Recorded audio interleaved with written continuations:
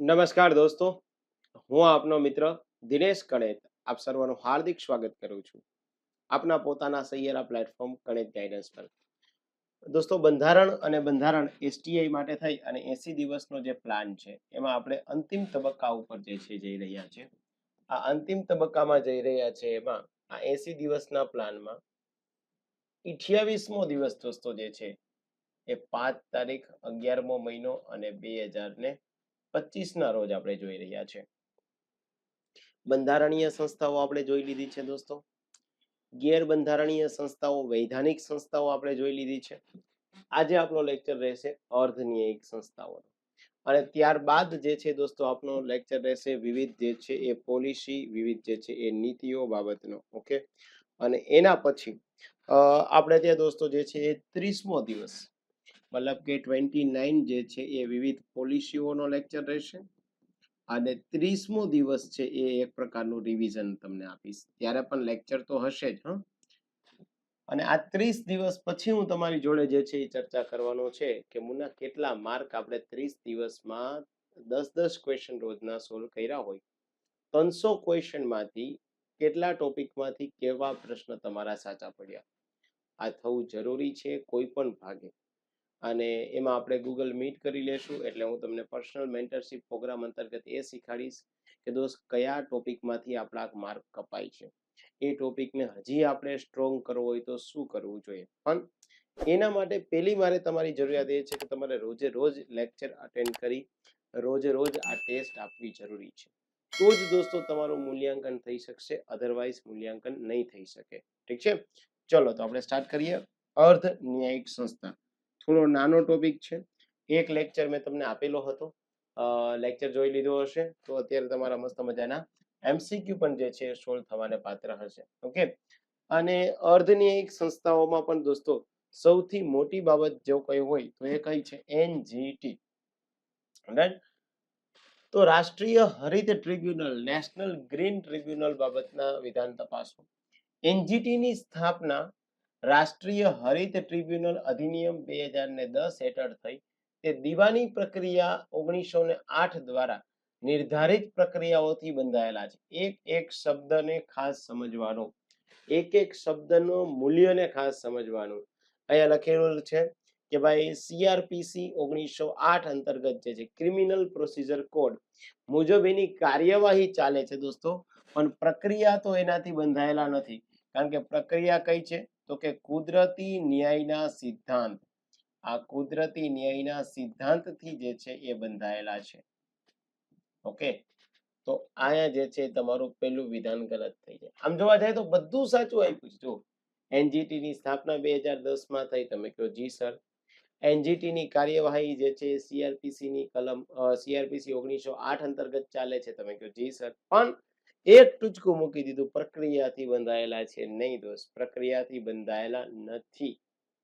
Than okay, NGT ના અધ્યક્ષ તરીકે સુપ્રીમ કોર્ટના નિવૃત્ત ન્યાયાધીશ અથવા તો હાઈકોર્ટના મુખ્ય ન્યાયાધીશની નિમણૂક કરવામાં આવે છે.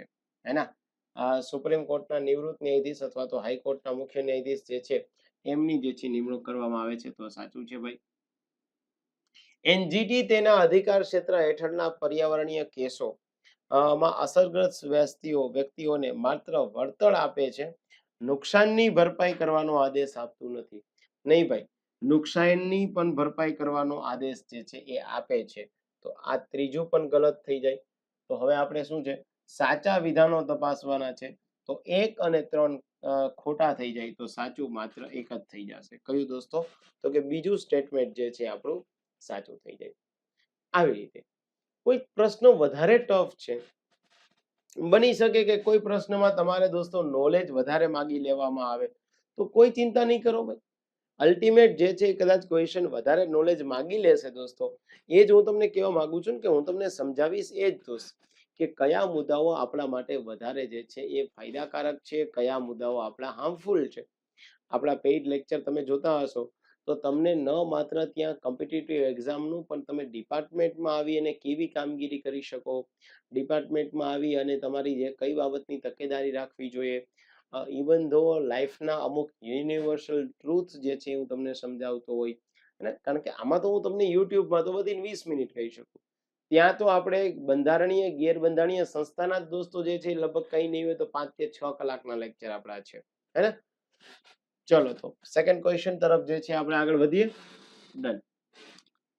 વહીવટી ન્યાય પંચો એડમિનિસ્ટ્રેટિવ ટ્રિબ્યુનલ ભારતમાં ન્યાયિક સમીક્ષાના સિદ્ધાંતના સંદર્ભમાં જે છે આવે છે.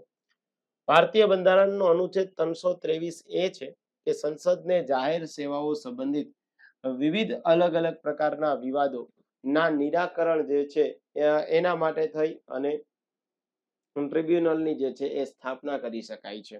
તો આ વસ્તુ સાચી છે દોસ્તો કે ભાઈ ભારત દેશમાં જાહેર સેવા કેન્દ્રીય જે છે કર્મચારીઓ કેન્દ્રીય અધિકારીઓના કોઈ પણ HR ને લગતા પ્રશ્ન હોય તો એ તમે સોલ્યુશન માટે જઈ શકો છો. ક્યાં જઈ શકો છો દોસ્તો? કેટ, સેન્ટ્રલ એડમિનિસ્ટ્રેશન ટ્રિબ્યુનલ રચના થાય છે. સાચી વાત. ચંદ્રકુમાર વર્સિસ યુનિયન ઓફ ઇન્ડિયા 1997 ના કેસમાં ચુકાદો મળ્યો કે ટ્રિબ્યુનલના નિર્ણય સામેની અપીલ સીધી હાઈકોર્ટમાં કરી શકાય છે, સુપ્રીમ કોર્ટમાં કરી શકાય, હાઈકોર્ટના માર્ગને ટાળે છે. ના દોસ્ત, અહીંયા ગલત વિધાન થઈ જાય, કારણ કે તમારે જે છે એ કેટના નિર્ણય સામે અપીલ કરવી હોય તો હાઈકોર્ટનો માર્ગ પણ તમારા માટે જે છે એ ખુલ્લો જ છે. તો આ સ્ટેટમેન્ટ અહીંયા ગલત છે, હે ને? તો બીજું જે છે એ ગલત આવતું હોય તો આને પણ મૂકી દેવાય, આને પણ મૂકી દેવાય, આને પણ મૂકી દેવાય, હે ને? હવે તો તમે ઈઝી ગોઈંગ સમજી શકશો. ચલો જોઈ લઈએ. તો વહીવટી ટ્રિબ્યુનલ પાસે અદાલતની સત્તાઓ હોય છે જેને સમન્સ જારી કરવાની અને પુરાવાની તપાસ કરવા જે છે એમને સક્ષમ બનાવે છે. જી હા ભાઈ, આપણે ત્યાં દોસ્તો જે છે એ વહીવટી ટ્રિબ્યુનલ છે અને 1985 અંતર્ગત જે છે એમની સ્થાપના કરી છે અને એ દીવાની અદાલતની સત્તા ધરાવે છે, સાથે જે છે સમન્સ જારી કરી શકે અને પુરાવાની તપાસ પણ જે છે કરાવી શકે છે. તો 1 અને 3 તમારું જે છે સાચું થઈ જાય. તો રાઈટ આન્સર કયો આવી જશે દોસ્તો? આવ્યો બેન છે. ઓકે, ચલો આગળ વધીએ. એના પછી CCI યાની કે કોમ્પિટિશન કમિશન ઓફ ઇન્ડિયા. આ CCI છે દોસ્તો, એની બાબતની જોગવાઈઓ તમારે સાંભળવાની છે. CCI ની સ્થાપના સ્પર્ધા અધિનિયમ 2002 અંતર્ગત સ્થાપના થઈ. 2003 માં દોસ્તો જે છે લાગુ થયું. 2007 માં સુધારો કરી અને 2009 થી પૂર્ણ રૂપથી જે છે બની છે. ઓકે, મુખ્ય ઉદ્દેશ છે કે બજારમાં સ્પર્ધાને નકારાત્મક અસર કરતી પ્રથાઓ દૂર કરવી. મતલબ કે એક કરતા વધારે કંપનીઓ વચ્ચે સ્પર્ધા થવી જોઈએ અને સ્પર્ધાનો લાભ ભારતના નાગરિકોને મળવો જોઈએ. CCI એકમાત્ર સંસ્થા એવી છે દોસ્તો કે જે ક્રોસ સેક્ટર છે. મતલબ શું થાય ક્રોસ સેક્ટર? એટલે સેબી તો કે શેર બજાર માટે, IRDA તો કે ઇન્સ્યોરન્સ માટે, ટ્રાય તો કે ટેલિકોમ્યુનિકેશન માટે, જ્યારે CCI બધા માટે કામ કરી શકે. એટલે ક્રોસ સેક્ટર હોય તો આવું એક જ છે. સ્પર્ધા અધિનિયમ 2023 એ CCI દ્વારા મર્જર અને એક્ટિવિઝન મૂલ્યાંકન માટે સમયરેખા 210 દિવસથી ઘટાડી અને 150 દિવસ કરી દીધી. 150 ની 20 દિવસ જે છે કરી દીધી છે. શેના માટે? તો કે ભાઈ પ્રાથમિક તપાસ કરવા માટે. શેના માટે દોસ્તો? પ્રાથમિક તપાસ જે છે એ કરવા માટે થઈ અને 120 દિવસ જે છે મૂલ્યાંકન માટે કીધેલા છે. તો આનો મતલબ આ ગલત થાય. યસ. બીજું, હવે જો તમે આમાંથી સમજી શકશો કે ભાઈ આ બીજું તો અહીં ખોટું આવી ગયું, બીજું તો આમાંય ખોટું આવી ગયું, આમાંય ખોટું આવી ગયું. તમારી પાસે ઓપ્શન તો એક જ બચે, ત્રીજું આવડે કે ના આવડે ડઝન્ટ મેટર છે. તાવ જોઈ લઈએ. CCI નો કાર્યકાળ 6 વર્ષનો હોય અને તેના સભ્યોની નિમણૂક રાજ્ય સરકાર દ્વારા જે છે કરવામાં આવે છે. ના, રાજ્ય સરકાર દ્વારા જે છે ન થાય એ પણ ગલત છે અને નિમણૂક જે છે એ 5 અને 65 વર્ષ થાય. તો આ પણ અહીંથી ગલત થઈ જાય. તો રાઈટ આન્સર શું આવી જશે દોસ્તો? રાઈટ આન્સર તમારો 1 આવી જશે. ઓકે, ચલો તો આગળ વધું. યસ. અર્ધન્યાયિક સંસ્થા તેના સ્થાપક કાયદાઓના જોડકા જે છે ધ્યાનમાં લ્યો, હે ને? અર્ધન્યાયિક સંસ્થા કેટ, CAT. કેટ બાબતનો દોસ્તો જે છે એ તમારે લખવાનો થાય છે અનુચ્છેદ. તો 323B સામે આપ્યું છે. જો તમારે આવી રીતે કોઈ પેર નથી બનાવવાની, જે પેર બનાવીને આપેલી છે એમાંથી કયું સાચું કયું ખોટું આ જોવાનું છે. અધરવાઇઝ આપણે ક્વેશ્ચન આવા આપતા હોય કે અહીંયા 3 આપ્યા હોય, અહીંયા 3 આપ્યા હોય, તમારે આની પેર બનાવવાની હોય. કેવી રીતે? આમાં પેર નથી બનાવવાની. હા, તો કેટની જોગવાઈ 323 એ માં આપેલી છે. બી માં તો અન્ય ટ્રિબ્યુનલ અથવા તો રાજ્ય ટ્રિબ્યુનલની જોગવાઈ આપેલી છે. મતલબ કે પેલું મારું ગલત થઈ જાય, હે ને? તો પેલું ગલત થઈ જતું હોય એવું તો જે છે આ એક જ છે ભાઈ. ચલો જોઈએ, હજી આગળ જોઈએ. એનજીટી ની રચના દોસ્તો એનજીટી એક્ટ 2010 મુજબ થઈ છે. તો કે હા ભાઈ, આ વાત સાચી. સીસીઆઈ જે છે 2002 પ્રમાણે થઈ. આ વાત સાચી. અને સેટ ની સ્થાપના 1985 અંતર્ગત જે છે એ 323 એ પ્રમાણે થઈ. તો આ સાચું. તો 2, 3 અને 4 આવું છે. જી હા ભાઈ, આ રહ્યું 2, 3 અને 4. વાત પૂરી થઈ ગઈ. એસટીઆઈ ની એક્ઝામ દોસ્તો 4 તારીખે જાન્યુઆરી મહિનામાં 2026 માં આયોજિત થશે. જો તમે રોજથી રોજ કરતા જશો અને રોજથી રોજ તમારા કન્ટેન્ટને ડેવલપ કરશો, હું ગેરંટી સાથે કહું છું દોસ્તો કે જેમ અત્યારે હું ઇઝી ગોઈંગ એક એક ક્વેશ્ચનને બહુ સરળતાથી સોલ્વ કરી દઉં છું, તમે આટલો જ સરળતાથી સોલ્વ કરી શકશો. કોઈ ચિંતા ના કરતા. પણ રોજથી રોજ હું તમને જેટલું કહું એટલું આપે કરતું જવાનું છે. હવે જો રોજથી રોજ હું તમને કઈ પર્સનલમાં તો કહેવાનું નથી. આપણું એના માટેનું એક પેઇડ જેમણે સબસ્ક્રિપ્શન લીધેલું છે એનું ગ્રુપ છે. આ પેઇડ ગ્રુપમાં હું તમને કહી દઈશ કે દોસ્ત જો આવું આવું કરો. મેં તમને એક સીટ બનાવી દીધી છે. હું ગમે ત્યાં આખા ગુજરાતમાં આટા મારતો હોય, રોજ સાંજે 9 વાગે તમારો લેક્ચર આવી જશે. દિવાળીના દિવસે આવી ગયો તો ને બેસતા વર્ષના દિવસે આવી ગયો તો. હવે લેક્ચર જોવો કે ન જોવો એ તમારી જવાબદારી છે. મારી જવાબદારી છે કે સારા કોન્ટેન્ટ સાથે, સારા એમસીક્યુ સાથે હું તમને આપું. ભાઈ તમે કહો સર મારે તો કામ છે, તો ભાઈ તું કામ કર ને યાર. અને તો શું કામ તૈયારી કરે છે દોસ્ત? પૂરેપૂરી નિષ્ઠા માટે 6 જે છે એ મહિના તમારે તૈયારીને આપવા હોય તો હું અહીં બેઠો છું, આપ આવી શકો છો. પાસ શું કામ ના થવાય ભાઈ? એક્ઝેક્ટલી થવું જ પડે ને ભાઈ. આપણા મા બાપ ઘરે રાહ જોવે છે. ગાંધીનગર તમે આવ્યા હોય ને તો, હે ને?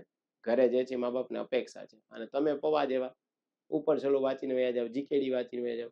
એટલે હું કહું છું કે આવા તમારા કોઈ મિત્ર બહુ જે છે એ મોટી મોટીના પડીકા કરતા હોય કે મારું તો ફૂલ નોલેજ સારું છે, બંધારણ તો મને ફૂલ આવડે છે, એને કહેજો કે દિનેશ કણેતના જે છે એ લેક્ચર એક કામ કર અને એસટીઆઈ ના ખાલી આ 30 દિવસ તું જોઈ લે.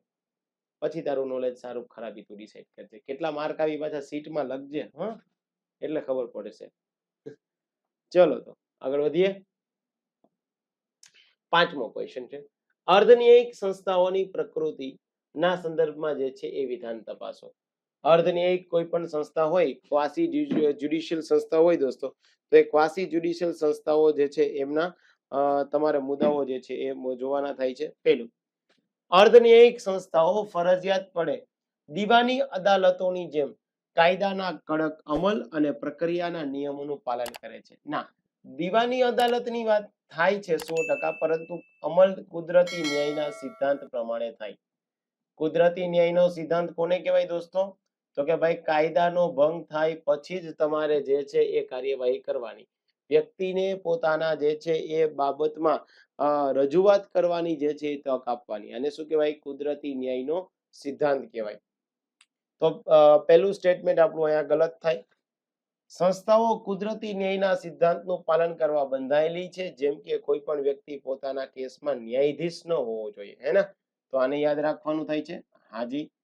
પરંપરાગત ન્યાયિક નિર્ણયોથી વિપરીત અર્ધન્યાયિક સંસ્થાઓના નિર્ણયો સામાન્ય રીતે પૂર્વ નિર્ણય દ્વારા બંધાયેલા હોતા નથી, હાલના કાયદા ઉપર આધારિત હોય છે.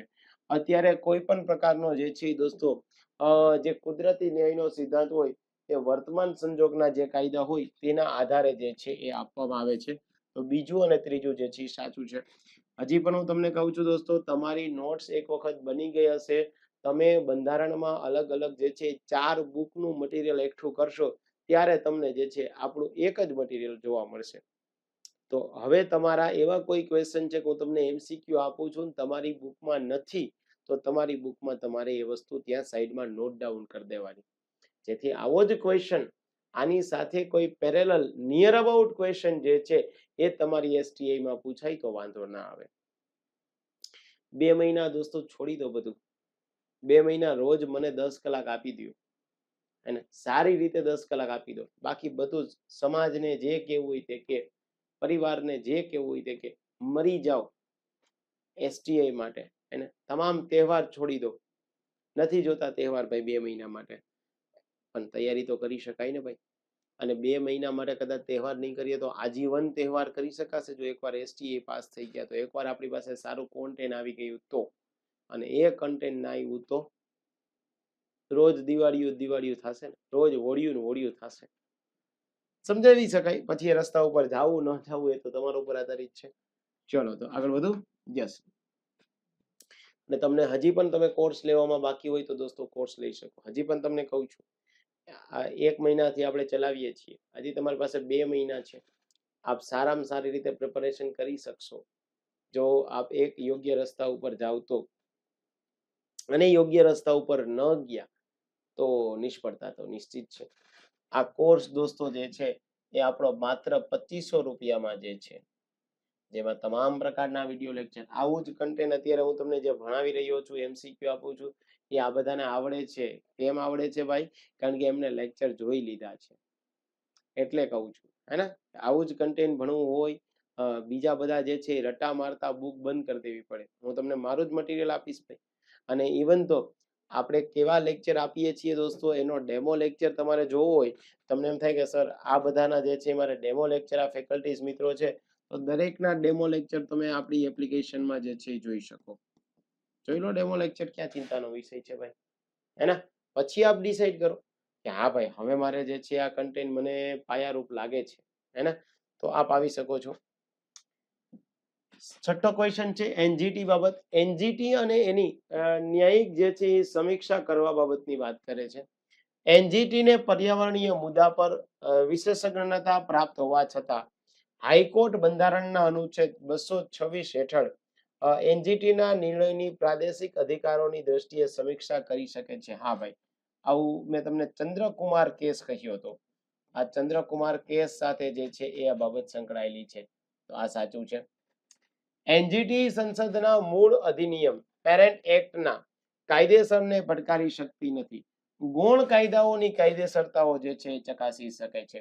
આજે કોઈ પણ NGT છે દોસ્તો, એ એના મુખ્ય જે કાયદાઓ જે છે એની કોઈ દિવસ તપાસ કરી શકશે નહીં. સ્થાપનાનો મુખ્ય હેતુ ઉચ્ચ અદાલતો પરના પર્યાવરણીય જે છે એ મુકદમાના બોજને ઘટાડવો. કે તમે ગમે એટલું ડેવલપમેન્ટ કરો પણ એ ડેવલપમેન્ટ ભારત દેશના પર્યાવરણીય નુકસાનને ન હોવું જોઈએ, એની ખાસ તમારે તકેદારી રાખવી પડે. તો આપણે ત્યાં છઠ્ઠું છે, છઠ્ઠામાં 1, 2 અને 3 આવશે. અને સવારે ઉઠીને લાઇબ્રેરી જઈ આવવું અને સાંજે લાઇબ્રેરીથી આવવું, આ એ મહત્વનું નથી હો. અમુક જો તમારામાંથી એવા છે કે સવારે ઉઠીને લાઇબ્રેરી જઈ આવ, પછી સાંજે આવીને વિચારો તો ખરી તમે કેટલું વાંચ્યું છે.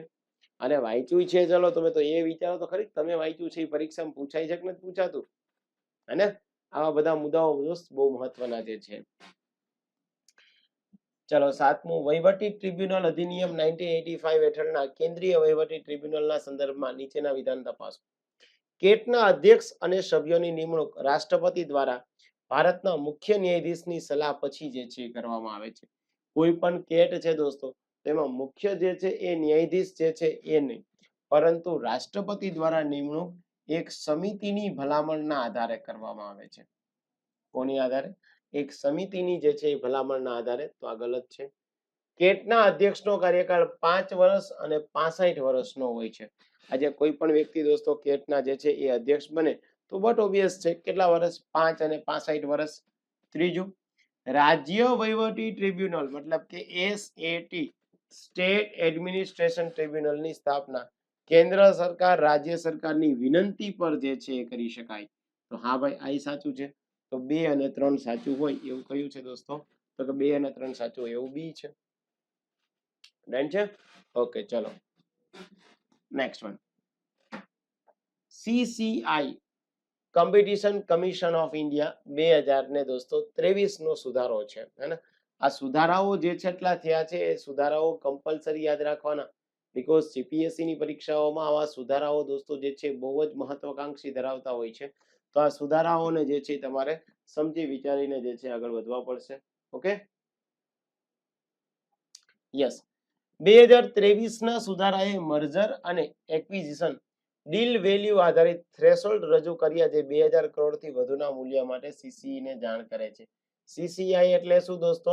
એક કરતા વધારે કંપનીઓ જે છે એનું એકબીજામાં મર્જર થતું હોય તો એ મર્જરમાં જે છે એ જે ડીલ થઈ છે એ ડીલ 2000 કરોડથી વધારેની હોય તો પછી સીસીઆઈ ને જાણ કરવાની થાય. આ સુધારો વિશિષ્ટ વેચાણ કરારો ને જે છે વિશિષ્ટ ડીલિંગ કરારો સાથે બદલી વિરોધી સ્પર્ધાત્મક કરારોને વ્યાપક મર્યાદિત કરે છે, મર્યાદિત કરતા નથી, કરે છે એમ નહીં. સીસીઆઈ ને નવા સુધારા હેઠળ સિવિલ કોર્ટના સમાન દંડ લાદવાની જે છે એ સત્તા છે. આજે દોસ્તો સીસીઆઈ જે છે એ નવા દંડ લગાડી શકે કે ન લગાડી શકે, પણ એ સિવિલ કોર્ટના દંડ સમક્ષ નહીં, વૈશ્વિક ટર્નઓવરના આધારે દંડ લગાડી શકાય, અને વૈશ્વિક ટર્નઓવરના આધારે. ઓકે, તો આ બાબતે ગલત થશે. તો માત્ર કયું સાચું આવશે દોસ્તો? એક સાચું આવશે. જો તમને દોસ્તો સંસદના મુદ્દાઓ આવડતા હશે, રાષ્ટ્રપતિના મુદ્દાઓ આવડતા હશે, પણ આવા મુદ્દાઓ પણ તમારે શીખવા પડશે. એટલે જો આજના ક્વેશ્ચનમાં તમને એવું થાય તો સર મારા ક્વેશ્ચન એકય સાચા પડતા નથી, 8 માંથી મારા 3 ક્વેશ્ચન જ સાચા પડ્યા, 5 ગલત પડ્યા, તો હું તમને વિનંતી કરીશ કે તમારે ફરીથી પાછો લેક્ચર જોવાનો, ફરીથી રિવિઝન કરવાનું અને સમજવાનું કે જે છે એ જે તે સંસ્થા શું જે છે એ હાર્દ જે છે એ પ્રસ્થાપિત કરતી હોય.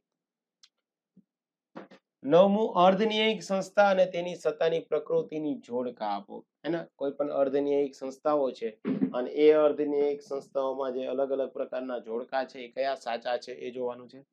માનવ અધિકાર આયોગ તપાસ પ્રક્રિયામાં સિવિલ કોર્ટની સત્તા ધરાવે, નિર્ણયો માત્ર ભલામણકારી છે. હાજી. સેબી દીવાની પ્રક્રિયા સંહિતા હેઠળ સિવિલ કોર્ટ સમક્ષ સત્તા ધરાવે છે, ખાસ કરીને દસ્તાવેજોની શોધ અને સમન્સ જારી કરે છે. જી હા. એનજીટી પર્યાવરણીય મુદ્દાઓ જે છે એના વળતર અને નુકસાનની ભરપાઈ કરે છે, એના બંધન કરતા જે છે આદેશો જારી કરે છે.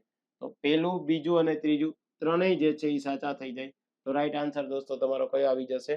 તો કે ડી આન્સર જે છે તમારો રાઈટ આવી જશે. ઠીક છે, ચલો તો લાસ્ટ ક્વેશ્ચન તરફ જે છે આપણે આગળ વધીએ કે બંધારણ અને બંધારણના અનુચ્છેદ 323A અને 323B મતલબ શું છે દોસ્તો?